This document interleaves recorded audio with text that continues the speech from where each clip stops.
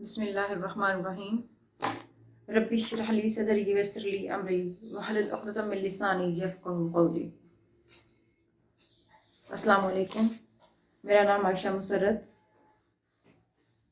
जैसा कि पिछली वीडियो में मैंने आपसे कहा था कि इंशाअल्लाह नेक्स्ट वीडियो में मैं आपको बताऊंगी कि हाउ टू रीड न्यूज़पेपर।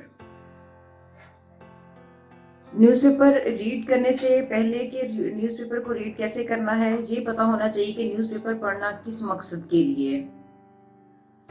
पहले जब तक चीज़ का पर्पस नहीं पता तब तक चीज़ को पढ़ने का फ़ायदा नहीं होता, या हम उससे हम लोग वो चीज़ अडॉप्ट नहीं कर पाते जब तक हमें उसका पर्पस नहीं पता होता। न्यूज़पेपर को पढ़ने का बेनिफिट क्या है, ये हेल्पफुल किस तरह रहता है कम्पिटिटिव एग्जाम की तैयारी करने वाले बच्चों के लिए। तो फर्स्ट ऑफ ऑल तो जब न्यूज़पेपर पढ़ा जाता है तो इंग्लिश जब आपके सामने आती है, आप इंग्लिश से आपकी नो होनी शुरू हो जाती है। आप इंग्लिश वोकैबुलरी सीखते हैं, नए वर्ड्स आपके सामने आते हैं, नई फ्रेजेस आपके सामने आती हैं, सिंपल सेंटेंस एक्सप्रेशन कैसे बनता है, आप उसमें से अपने लिए छोटा छोटा एक्सप्रेशन जो है जो आपको अच्छा लगता है आप वो अडॉप्ट करने की कोशिश करते हैं। फिर उसके बाद जो न्यूज़पेपर पढ़ने के लिए ये है कि आपके पास करंट इश्यूज जो हैं आपको उनका पता चलता है। अब वो इंटरनेशनल लेवल के होंगे, नेशनल लेवल के होंगे, तो उन करंट इश्यूज के हवाले से ये है कि आपने न्यूज़पेपर आप समटाइम्स स्टूडेंट्स ये कह देते हैं कि हम सिलेबस कवर कर लेते हैं। अब सिलेबस कवर करने के लिए सीएसएस में सबसे पहले सीएसएस में या पीएमएस में दोनों पेपर्स में, और आप इसको वन पेपर एमसीक्यूज की तरफ भी लेके जा सकते हैं कि न्यूज़पेपर पढ़ना इन चीज़ों के लिए कितना इम्पोर्टेंट है। पूरा एक सब्जेक्ट है सीएसएस के लिए करंट अफेयर्स का, उसमें जो ग्लोबल और डोमेस्टिक रीजनल इश्यूज हैं वो आप कैसे कवर करोगे जब तक आप उसको करंटली आप उनसे आपकी नो हो नहीं होगी, तो आपको उनके बारे में पता नहीं होगा, आप कैसे उनको डील करोगे क्वेश्चन को। तो करंट अफेयर का पूरा सब्जेक्ट है आपका। पीएमएस के लिए आपका जनरल नॉलेज का सब्जेक्ट है पूरा, जिसमें आपकी नेगेटिव मार्किंग भी होती है। और उसके बाद कंपैरेटिव एग्जाम्स में अगर आप वन पेपर ले लें एग्जाम, तो उसमें भी यही चीज़ है कि आपका ये सारी चीज़ें न्यूज़पेपर पढ़ने जब आप न्यूज़पेपर पढ़ते हो तो हेल्पफुल साबित होती हैं। अब नेक्स्ट ये है कि हमने मूव करना है इसके मेथड की तरफ कि हमने न्यूज़पेपर को पढ़ना कैसे है। न्यूज़पेपर अब इतना बड़ा बंडल होता है, आपने उसको देख के वो परेशान नहीं हो जाना और स्ट्रेस में नहीं आ जाना कि ये डेली बेसिस पे पढ़ना पड़ेगा। पूरा न्यूज़पेपर डेली बेसिस पे नहीं पढ़ते। बाकी ये है कि जिसके पास टाइम है, जो पढ़ सकते हैं बच्चे, या ऑलरेडी पढ़ते रहे हैं या शुरू से जिनकी हैबिट बनी हुई है वो पढ़ लें। लेकिन बिगिनर्स के लिए मैं ये कहती हूँ कि बिगिनर्स जो हैं उनके लिए सिर्फ आपने क्या करना है, आपने मेन पेज पढ़ना है। मेन पेज के ऊपर मेन सारी आपको हेडलाइंस पता चल जाती हैं उससे पिछले दिन की क्या क्या यानी कि न्यूज़ हैं। मेन पेज पढ़ना है। उसके बाद पेज आता है page number 8 and page number 9, जो कि है एडिटोरियल एंड आर्टिकल्स का पेज। आपने उससे एडिटोरियल आर्टिकल पढ़ने हैं। अब ये कैसे पढ़ने हैं मैं आपको इसको बताती हूँ। पहले मैं आपको पेजेस बता दूं कि आपने उसमें से पढ़ना कौन कौन सा है। उसके बाद है इंटरनेशनल पेज है, जो कि इंटरनेशनल पेज है 12 एंड 13, अगर मैं गलत नहीं हूँ तो 12 और 13 बाकायदा उसके ऊपर लिखा आ रहा होता है इंटरनेशनल पेज।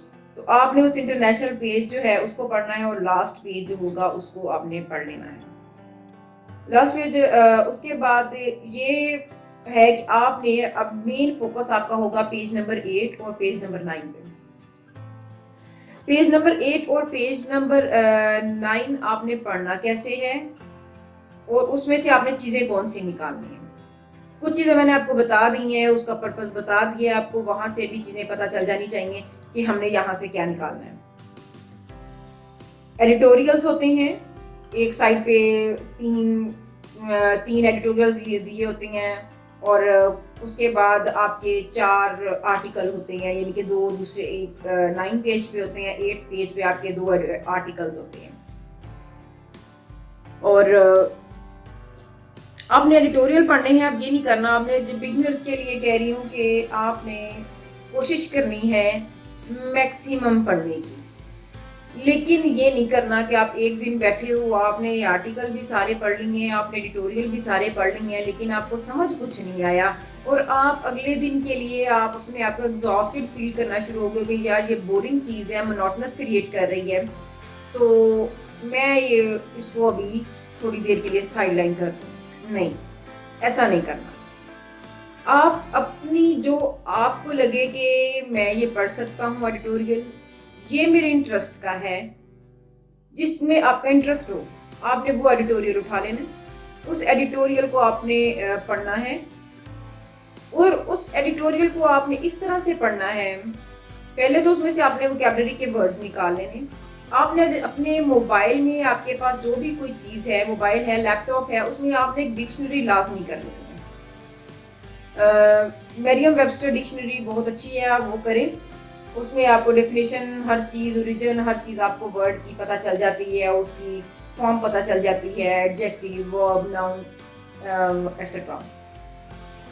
तो आपने वहां से अपनी, यानी कि ये नहीं है कि आपने हर वर्ड को लेके आना है, आपने मुश्किल वर्ड्स याद करने हैं। मुश्किल वर्ड्स याद करने की जरूरत नहीं होती। मुश्किल वर्ड याद करने की जरूरत वहां पड़ती है जहाँ पे आपने वोकैबुलरी, सिनोनिम्स और एंटोनिम्स करने होते हैं।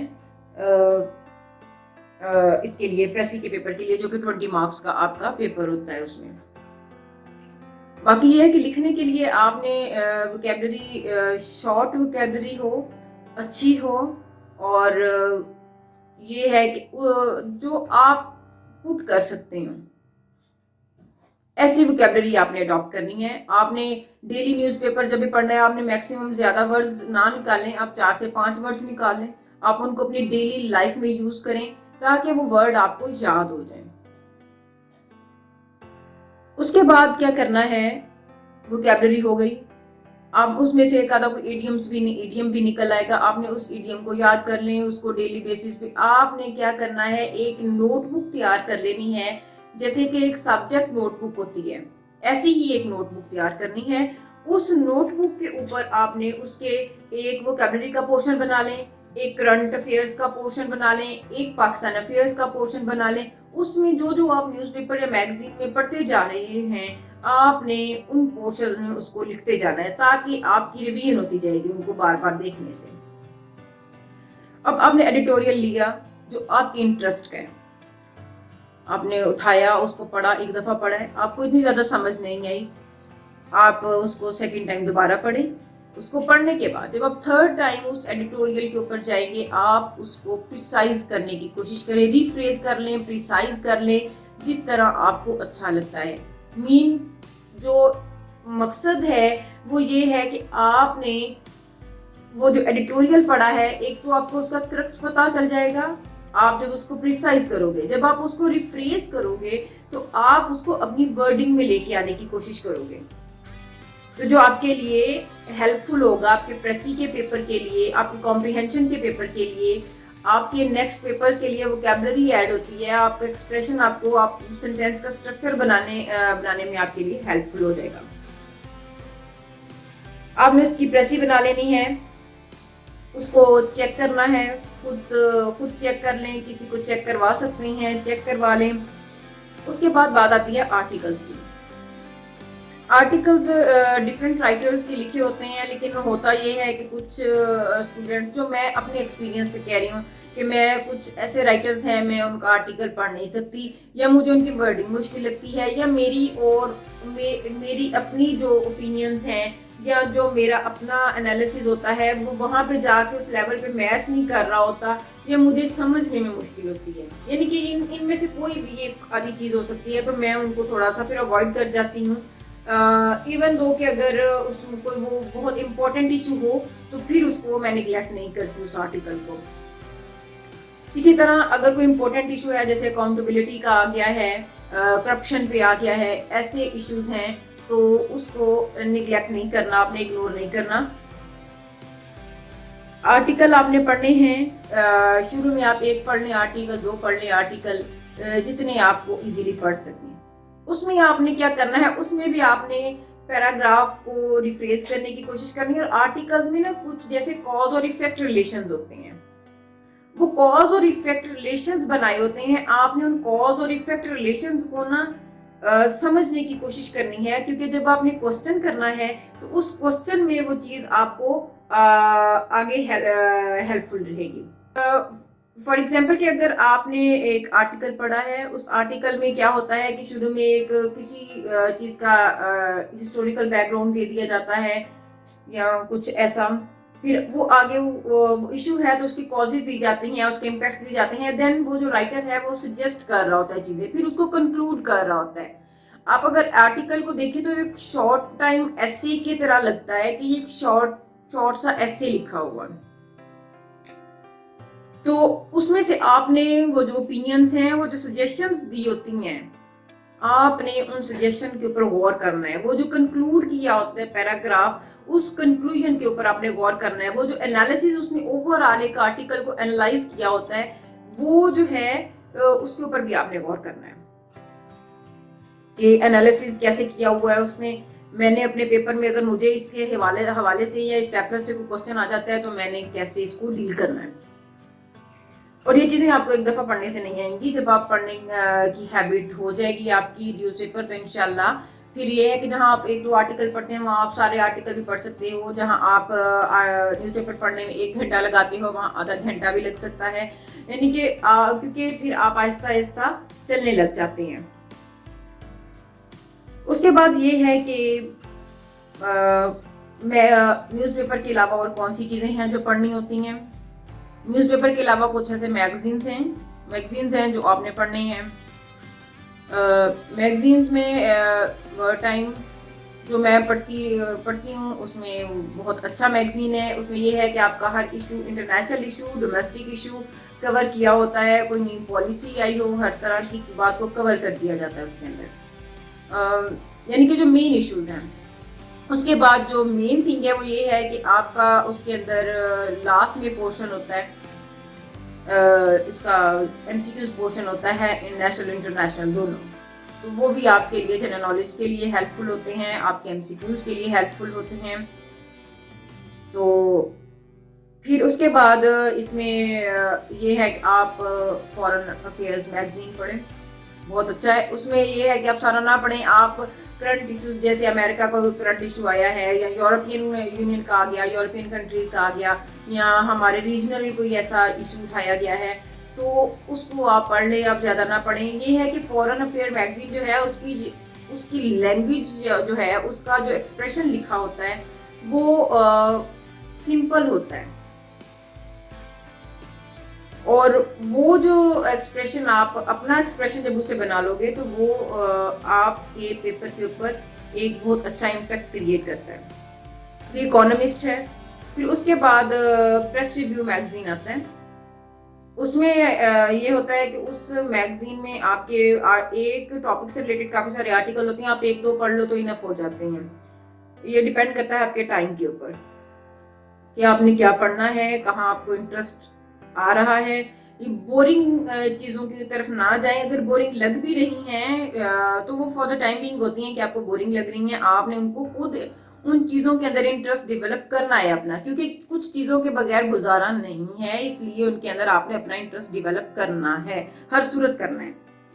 और नेक्स्ट ये है कि आपका जो आर्टिकल के बारे में मैंने आपको बताया है कि उसमें एनालिसिस करना है, क्रिटिकल एनालिसिस करना है, इवैल्यूएशन होती है, असेसमेंट्स होती हैं। ये जो वर्ड्स हैं ये पेपर्स में आते हैं और स्टूडेंट्स कंफ्यूज हो जाते हैं कि आया कि हमने इस पेपर में देना क्या है, इस क्वेश्चन में वो पूछ क्या रहा है, हमने एनालिसिस देना है या हमने क्रिटिकल एनालिसिस देना है, इन दोनों में क्या फर्क है, इवैल्यूएशन का वर्ड है तो उसमें क्या फर्क आ रहा है, तो ये असेसमेंट कह रहा है या डिस्कस करने का कह रहा है या कमेंट करने का कह रहा है। तो इन वर्ड्स के ऊपर आके स्टूडेंट कंफ्यूज हो जाते हैं और ये आहिस्ता आहिस्ता चीजें आती हैं। वो कहते हैं कि Rome wasn't built in a day, तो आहिस्ता आहिस्ता चलना पड़ता है। और ये है कि हाँ, एक और चीज आपने न्यूज़पेपर में से जो चीज़ ग्रैब करनी है वो ये है कि आपने जो अपनी नोटबुक बनाई है उसमें आपने एक पोर्शन बनाना है जिसमें आपने न्यूज़पेपर, मैगजीन्स, इन चीज़ों के अंदर से छोटे छोटे फ्रेजेस निकाल लेने हैं जो बहुत अच्छे लगते हैं। फ्रेजेस कह लें, कंपाउंड वर्ड्स कह लें, जैसे इडियम्स भी होते हैं, लेकिन कुछ फ्रेजेस भी होती हैं जो अच्छी लगती हैं, तो आप उनको निकाल लें। उनको निकाल के आप अपने वर्ड्स में यूज करने की, अपने सेंटेंसेस में यूज करें। फिर कंपाउंड वर्ड्स होते हैं, एक वर्ड आप सिंपल अपने सेंटेंस में लिख रही हो मेंटेनेंस, लेकिन अगर आप उसी वर्ड के साथ एक वर्ड लिखते तो मेंटेनेंस एंड डेवलपमेंट, जैसे रिहैबिलिटेशन एंड अपग्रेडेशन, ये आपके सेंटेंस के स्ट्रक्चर को ब्यूटीफाई कर देगा और अच्छा इम्पैक्ट क्रिएट होगा। आपने कोशिश करनी है कि आपने अच्छे से अच्छा सेंटेंस स्ट्रक्चर सिंपल बनाना है, अच्छा बनाना है, ताकि उसके ज्यादा मुश्किल वोकैबुलरी की कोशिश नहीं करें, आसान वोकैबुलरी की कोशिश करें ताकि एग्जामिनर को समझने में आसानी हो जाए। और इंशाल्लाह नेक्स्ट वीडियो में मैंने आपको बता दिया है कि इंशाल्लाह मैं जो ये वर्ड्स हैं कुछ जिनके बारे में आके आर्टिकल पढ़ते हुए या क्वेश्चन करते हुए स्टूडेंट्स कंफ्यूज हो जाते हैं, और कुछ इंशाल्लाह ऑप्शनल के ऊपर मैं इंशाल्लाह बात करूंगी कि इन ऑप्शनल जो है उसके बारे में स्टूडेंट्स कंफ्यूज होते हैं, तो उसमें क्या चीज़ें हैं, जो उसमें प्रॉज एंड कॉन्स क्या हैं, जो बच्चे आके जहाँ पे कंफ्यूज होना शुरू हो जाते हैं। और एंड पे यही कहूंगी कि आपने अपने आप को पेशेंस में रखना है, कंसिस्टेंसी लेके आनी है अपनी चीज़ों में। किसी की यानी कि अगर कोई आपको डिमोटिवेट कर रहा है तो आपने होना नहीं है। आपने आप ऐसे कर लें कि आप कोई ऐसी कोट अपने पास रख लें, कुछ चीजें। अब ये इसके ऊपर मैं एक बकायदा वीडियो बनाऊंगी कि आप जब डिमोटिवेट हो रहे होते हैं तो उसके लिए क्या करना है इंशाल्लाह। तो आपने अपने आप को उसके मुताबिक लेके चलना है, ताकि आपने सिलेबस भी कवर करना है, आपने डिमोटिवेशन से भी बचना है, और टाइम भी मैनेज करना होता है। सबसे मेन चीज जो है वो आपकी टाइम मैनेजमेंट है। और ख़त्म यहीं पे करूंगी कि only I can change my life, no one can do it for me. तो हमें अपने लिए खुद स्टेप्स लेने पड़ते हैं। वो कहते हैं कि एक बाकायदा, उसमें मुझे अब प्रॉपर याद नहीं आ रहा कि कोट थी, तो उसमें ये कहा गया था कि उड़ना सीखें। अगर उड़ना नहीं आता तो भागना सीख लें, भागें।